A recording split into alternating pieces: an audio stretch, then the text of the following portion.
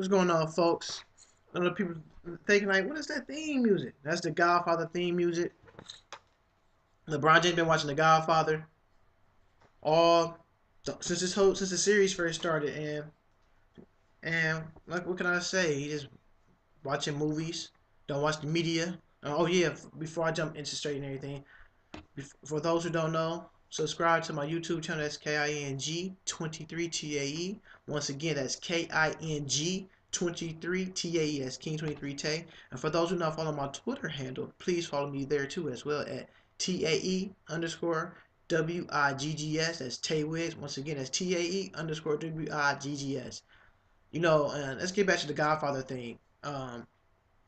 It's a coincidence. My father told me the Cavaliers was gonna win the championship last year when he passed it. Before he passed away, we always talk all the time. And he's like, son, don't worry about the Cavs lost to the Warriors. He said, we get them again for the rematch if that happened. So don't worry about them. They be ready for them. Trust me, son, they be ready. And right now, father, I know you up there. I know you looking like that. I'm like, Dad, you might be right. And it's so funny because LeBron James watching The Godfather. My father nicknamed is The Godfather. So that's crazy. So if they Cavaliers win Sunday, that'd be a good day for me. Wedding anniversary, 6 years going strong, and that's Father's Day. So if any win championship, good things come in threes. They come in threes. So let's get straight into it. Let's get straight into the Golden State Warriors. First of all, I do want to talk about how they saying which they need to be an X factor and step up to have a good game. Harrison Barnes was supposed to be the X factor last night. 16 huge minutes. No points. He was 0 from 8 from the field, 0 from 5 from the 3-point line. 2 rebounds and a block. It's not enough to get you over the hump. He just couldn't find his shot. He's missing a lot of easy, wide open buckets, 15 footers. Um, One thing I would say, Andre Iguodala back went out. That's kind of hurt them. Will he be ready for Game 7?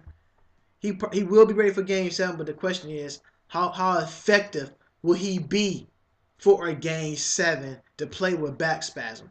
If you know anything about back spasm, your lower back get real tight and stiff, and you know it's gonna come back. So as you get back out there and play basketball, go to practice, it's gonna flare up. The muscles are gonna get tight. So as soon as they get relaxed and you go home and put that ice on it, and then come play Sunday and get warmed up, it's gonna happen again. I mean, I I respect him. He went out there and tried to play on it and give it his all. But when you can't jump off the floor, you know something's wrong with your back. Your back is tightened up. Like I said, it's cool to chase the NBA record at 72-10, but you guys get the record at 73-9. But sometimes health is way more important than sometimes trying to catch a record during a regular season. 82 games is a long season. Let's get to Draymond Green. Draymond Green played 40 minutes, 8 points, 10 rebounds, 6 assists, 1 steal, and a block. His comments from yesterday said if he would have played Game 5, most definitely they would have won the NBA championship. Here goes Game 6. And you guys didn't show up. Y'all was crying all night to the referees, but y'all so quick to say LeBron James is a crybaby. We seen frustration come from Klay Thompson and definitely Steph Curry. They can't do nothing, especially to speak of Klay Thompson and Steph Curry. Them guys was combined yesterday from 17 for 41. Klay Thompson was 9 for 21, and Steph was 8 for 20. Klay was 3 from 10 from the 3-point line. And Chef Curry, as y'all call him, he was 6 for 13. Klay had 25. Curry had 30. They both had assists apiece, which they had 2 steals. Klay Thompson had 2 steals, 3 rebounds, and a block. And Steph had 2 rebounds and a steal. The frustration that Klay Thompson showed last night. I always speak highly of Klay Thompson on my clips. I never said anything. Watch out for Klay Thompson. He's missed the third quarter. Let me tell you what he did at the end of the fourth quarter. I'm gonna call him Mr. Exit. I just can't believe. I can't believe he did that with a minute to go in the game to leave the bench like that. That was bad sportsmanship. Do I see a fine coming down from the league? Probably not. If they fine, it might be more than 5,000. But I don't know why he left that early. The Warriors are all talk right now. They talk a good game, but they haven't bagged it up the last 3 now. Cavaliers won 3 in a row, man. Like I said, The Cavaliers playing like they're not scared of Golden State Warriors. They figured something out. They figured them out. Steph Curry, like I said, he's injured. They say he's playing with an injury. Oh, they gonna have, he said he have a bad shooting night, but I believe he's injured more than what the media is telling, and especially what the coach is saying, especially what he is saying. Because you know, some of his practice and warm ups, he shoot with his sleeve on his right shooting shoulder, which is my left. My right is y'all guys' left. I'm sorry. So he shoot with his sleeve on his shoulder to keep his shoulder warm. Um, I never seen the side of Steph Curry. They always say he's a good guy. He did this. He never showed anger on the floor. But you know, that guy cussed about 2 or 3 times a day at the referee and threw his mouthpiece at the fan. But he did apologize. So I respect that he did apologize. So anytime you throw something off the floor or out the play out the area field, that's automatic ejection. If you're like, oh, why he get ejected? I'm looking at Twitter with the Warriors fans. He shouldn't get ejected for throwing a mouthpiece. You are throwing an object out the playing field. So anytime you throw something in the NBA out the playing field, you're going to get ejected. That's automatic ejection. And on top of that, he already had 6 fouls anyway. So it's pretty. Man, the Warriors. I thought everybody crowned them champions before they even play in this series. People was picking them to win. If you listen to ESPN and ABC Sports every time they come on before the series started, leading up to the finals, and people was like, "Who you got?" People say, "I got the Warriors." They was like, "Warriors, how many games? 5." They was like, "Warriors in 6, Warriors in 5." That's what everybody's saying. Jalen Rose, I got the Warriors at 6. Everybody was saying that. The whole ESPN. Warriors in 6, Warriors in 5. Except for my man Jay Crawford. He's from Ohio. He said, "Don't be surprised the Cavaliers win in 7 or 6." So we got to get this one. I had the Cavaliers win in 6, and there's no doubt in my mind. The Cavaliers. I got them winning Sunday. Now I get to all that prediction stuff later. Let's get back to the Warriors. You had Festus Ezeli out there. Man, can you say looking lost when you play more than 20 minutes out there? Wow. Shaun Livingston, he hasn't had a good shooting night since game 1. He's 1 for 6 last night. He had 3 points and 4 rebounds. 14 points from Barbosa. He definitely did good. But their bench outscored our bench. Maybe they bench was outscoring our bench the whole year. 30 but this whole series, the bench outscored the Cavaliers bench 33-15. One thing I can say, man, you can't make everything that you make, you know what I mean? So it's all good. We live to fight another day. Like LeBron James said, we fighting to fly on the airplane. So we did that now. So game 7, here we come. Like I said, once again, LeBron James is 0-2 in game 7s. So be aware of that. But realistically, LeBron James is 3-2 in closeout games. So I'm picking. I'll let you know who I'm picking, but I do want to get into the Cleveland Cavaliers stat line. Kevin Love, we know he played like 9 or 8 minutes. I take 7 points and 3 rebounds and 2 assists. I take that because he actually played awesome defense. Let's again. It shows you that you don't need to get 10 points and 12 rebounds all the time. But it showed me that when it's up to the challenge, Kevin Love played defense. You know, he went to sleep a couple of times out there, but he definitely played defense. He was on Harrison Barnes. Yeah, he scored 7 points and had 3 rebounds. He held Harrison Barnes to 0 for 8 and 0 for 5.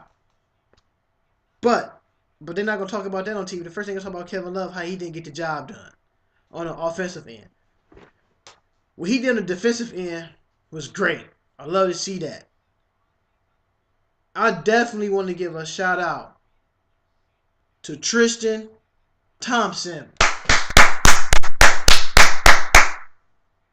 You know how I do. I give shout outs. I forgot to which name get the donut. So you get the donut today. Harrison Barnes. 0 for 8. I gotta give him the donut. But Tristan Thompson, you get the round of applause. Can you say he played like he was $82 million worth yesterday? He played like a big boy out there. Grown man. 15 points. 16 rebounds. 6 for 6 from the field. And 3 assists.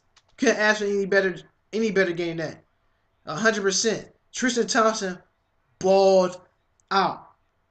I can't hate. Tristan balled out. Balled out. And J.R. Smith, he's the reason why Klay Thompson is being frustrated on defense.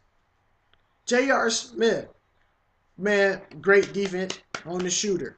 J.R. Smith had 14 points. He was 4 for 10 from the three-point line. I said he needed to hit 5. He hit 4. And he was 5 for 11 from the field. 4 rebounds, 3 assists, and yes, he had 3 steals. J.R. Smith was, the oops he was throwing was spectacular, amazing, awesome. He just played an all-around key game. Kyrie Irving, I said he was looking like the Finals MVP, but LeBron James had a back-to-back 41-point game. You know, last couple players to do that was Michael Jordan, Jerry West. Who else I'm missing? Shaquille O'Neal. The list goes on, man. It's like he's phenomenal. He's a phenomenal player. Since day one, since he first came to the league, his first 2 points of the game when he played the Sacramento Kings was a steal from Mike Bibby and a dunk from almost the free throw line. Like I said, I still remember that stat line right to this day. His first game against Sacramento out west, he had 25 points, 7 rebounds, and 7 assists. You know what's so ironic about that? He still averaged these same numbers 12 years later. So the Cavaliers did it. They taking care of business. Like I said, Kyrie Irving, 23 points, 7 for 18 from the field, 2 for 5 from the three-point line, 4 rebounds, 3 assists, 2 steals. I love that he had 2 blocks. Kyrie been almost averaging a block a game in this series. Like they said, the last team to come back the last team to really come back down by 7. Down 3 games to 1 was in 1978. Washington Bullets. Wow. But in the modern era, as the new format, teams that was down 3 games to 1 to come back in the series is still 0-32. The last 2 teams to do that, to come back and force Game 7, was the 1951 New York Knickerbockers. That was their name at the time, so I'm going to call them by their original name. The 1951 New York Knickerbockers and the 1966 Boston Celtics. So just remember, the third team that go there, the third team that can will you in, they say the third time is a charm. So right now, the Cavaliers are looking like they might get the edge and they might pull this thing off. By that being said, my predictions for Game 7 in Oakland, I'm going with the Cavaliers, 112. The Golden State Warriors, 103. The Cavaliers, 112.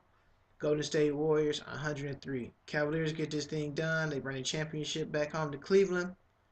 Like I keep telling people, 2016, if you drop that 0, it's 216. We're still all in. So LeBron James is going to be my Finals MVP. He get that ring. So with that being said, for those who are not following me, can you please do that now? That is on my YouTube. That's KING23TAE. And for those who are not subscribed to my YouTube, my Twitter handle, that is TAE_WIGGS. Till next time, baby. 1.